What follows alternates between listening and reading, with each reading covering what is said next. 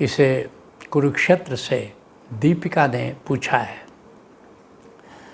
अपनी संस्कृति और अपनी जड़ों से जुड़ना क्या गलत है? आधुनिकता के नाम पर कई लोग अपनी संस्कृति से जुड़ने को पिछड़ापन मानते हैं। आओ पहले जानते हैं धर्म क्या है। अध्यात्म और संस्कृति का संगम धर्म है, अर्थात धर्म के दो आयाम हैं, एक है अध्यात्म और एक है संस्कृति। पहले जानते हैं अध्यात्म क्या है। आत्मिक विकास का मार्ग अध्यात्म है। अधि प्लस आत्म, अधि का मतलब है विकास, डेवलपमेंट, आत्म मतलब सेल्फ, अर्थात जिससे सेल्फ डेवलपमेंट हो। और जब सेल्फ की बात हो रही है तो ट्रू सेल्फ की बात हो रही है। जिससे आत्म विकास हो, सेल्फ डेवलपमेंट हो, उसको कहते हैं अध्यात्म। और फिर जो धर्म का जो दूसरा खंड है वह है संस्कृति। तो चूँकि तुम्हारा प्रश्न संस्कृति से संबंधित है तो आओ ये जानते हैं कि संस्कृति क्या है। विरासत से जो भी संस्कार हमको मिलता है उसका नाम संस्कृति है। परंपरा से, विरासत से, ट्रेडिशन से, पूर्वजों से, समाज से, शिक्षकों से जो भी हमको संस्कार मिलता है, कुल मिला करके उसका जो जोड़ है उसका नाम संस्कृति है। अगर संस्कृति को और ठीक से तुमको पहचानना हो तो संस्कृति के 10 आयामों से मैं परिचित कराना चाहूँगा, जिसे तुम समझ सकते हो कि वास्तव में संस्कृति क्या है। तो संस्कृति का पहला जो आयाम है वो है आस्था, विश्वास। और ये जो आस्था, जैसे कि हिंदू संस्कृति है तो उसकी आस्था परमात्मा में है, उसकी आस्था देव संस्कृति में है कि देवों का अस्तित्व है। और फिर ये जो तुम्हारी आस्था होती है, जिस पर श्रद्धा होती है, ये संस्कृति का एक मुख्य केंद्र है। तो जैसे मान लो कि कई दूसरी, जैसे ईसाई संस्कृति है, वो परमात्मा में उनकी आस्था है, एंजल्स में उनकी आस्था है। जैसे इस्लाम संस्कृति है तो उसमें भी परमात्मा के प्रति उनकी आस्था है, खुदा के प्रति उनकी आस्था है, और लेकिन उनकी आस्था देवों पर नहीं है। तो ये वैसे वो जो फरिश्ता कहते हैं, एक तरह से वो भी देवता का ही रूप हुआ, तो फरिश्ते पर उनकी आस्था है। जो संस्कृति का दूसरा आयाम है वो मान्यता है। तो प्रत्येक संस्कृति में कुछ मान्यताएं हैं और उन मान्यताओं का भी अपना मूल्य है, उन मान्यताओं का भी अपना महत्व है। जैसे हिंदू संस्कृति है, जैसे गाय को, गंगा को, गोबर को, तुलसी को, वो पीपल को, इसकी पवित्रता को मानते हैं कि ये बहुत ही पवित्र चीज़ें हैं।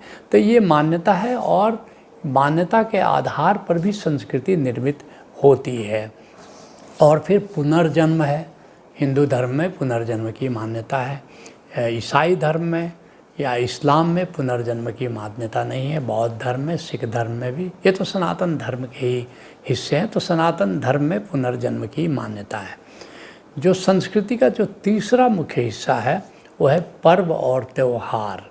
जो फेस्टिवल्स हैं उनका भी संस्कृति में बहुत महत्व है। जैसे हमारे यहाँ होली है, दिवाली है, दशहरा है।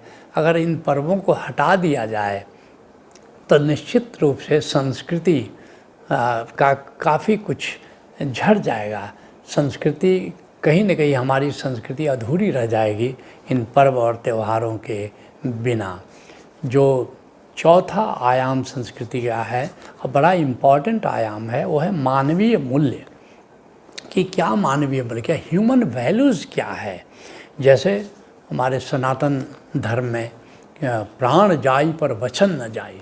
अगर तुमने किसी को वचन दिया है तो उस वचन का हर हालत में पालन करो। प्राण चले जाए लेकिन वचन अगर दे दिया है तो वचन का पालन करो। ये इंटीग्रिटी जो है, ये सनातन धर्म की बहुत ही इम्पॉर्टेंट बात है कि इंटीग्रिटी का मतलब है जो कहो वो करो, जो करो वो कहो, इसका नाम इंटीग्रिटी है। वैसे यूरोपीय कल्चर में भी हमने देखा कि इस इंटीग्रिटी पर वो बहुत ही उस संस्कृति में, यूरोपीय संस्कृति में भी इस पर बहुत ज़्यादा मूल्य उसको देते हैं। तो मानवीय मूल्य तुम्हारा क्या है, तो इस पर संस्कृति निर्भर करती है।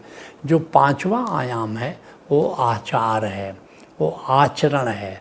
How do you conduct your self, क्या आचरण है। जैसे कि हमारे यहाँ आचरण में पतंजलि कहते हैं कि एक साधक के लिए 5 आचरण, जो 5 या यम कहते हैं, जैसे सत्य है, अहिंसा है, अचौर्य है, अपरिग्रह है, ब्रह्मचर्य है। तो ऐसे ही बौद्ध धर्म में 5 शील का महत्व है। तो ये अलग कैसे आचरण हमको करना है। उसी तरह से जो छठा आयाम संस्कृति का है वो विचार है, और अधिकतर लोगों की सोच कैसी है, क्या वो सोच स्वार्थी है, वृत्ति की है या परमार्थी है। उस संस्कृति में क्या स्वार्थ की प्रधानता है या परमार्थ की प्रधानता है। जैसे तुम जानते हो भारतीय संस्कृति में परमार्थ का, परोपकार का, इसको पुण्य कहा गया है, और इसकी इस पर बहुत ज़्यादा एम्फेसिस दिया गया है कि तुम्हारी जो विचार होनी चाहिए, तुम्हारा जो विचार है वो परमार्थ से संबंधित होना चाहिए।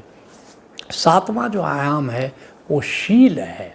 जैसे मैंने कहा बौद्ध धर्म में पंचशील की मान्यता है, और ये जो शील है ये पश्चिम संस्कृति में इसको शिष्टाचार कहते हैं, कर्सीज एंड मैनर्स।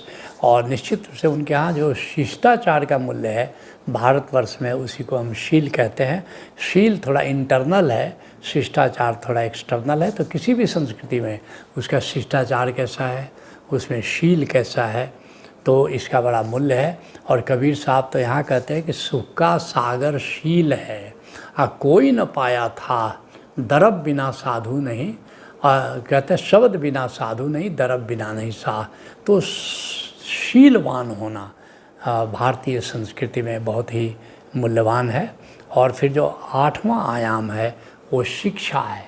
किस प्रकार की शिक्षा है। जैसे भारतीय संस्कृति में तुम सब जानते हो कि गुरुकुल हुआ करता था, और गुरुकुल में सबको जाना होता था, चाहे वो राजा का पुत्र हो या कोई भी हो, गुरुकुल में जाते थे लोग, और वहाँ पर जाकर के शिक्षा ग्रहण करते थे।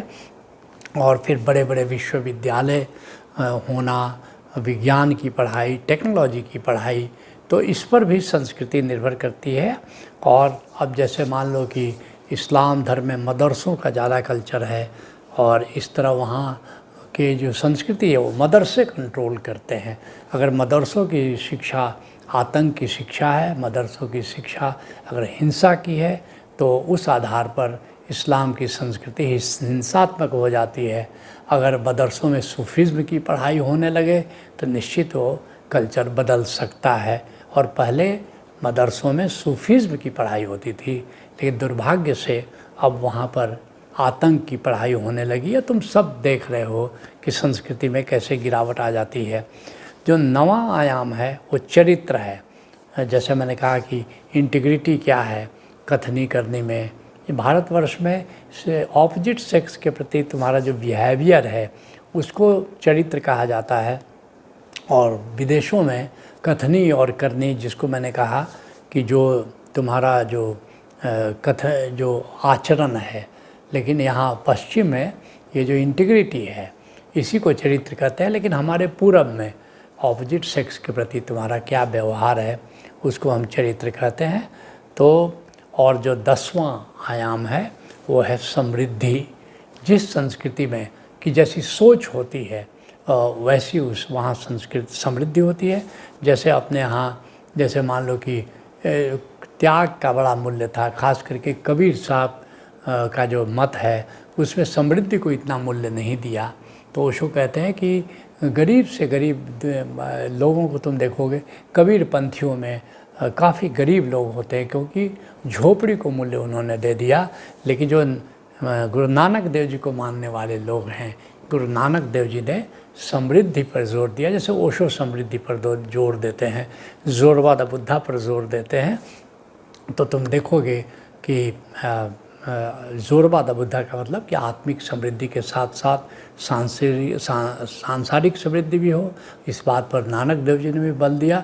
इसलिए गुरु नानक देव जी के को मानने वालों के आधार पर उनके पीछे जो संस्कृति डेवलप हुई उसमें तुम देखोगे कि समृद्धि पर काफ़ी जोर है। अब जो तुम्हारा प्रश्न है आधुनिकता और संस्कृति के संबंध में, तो मैं कहना चाहूँगा कि आधुनिकता जो है वो सभ्यता का हिस्सा है, वो संस्कृति का हिस्सा नहीं है।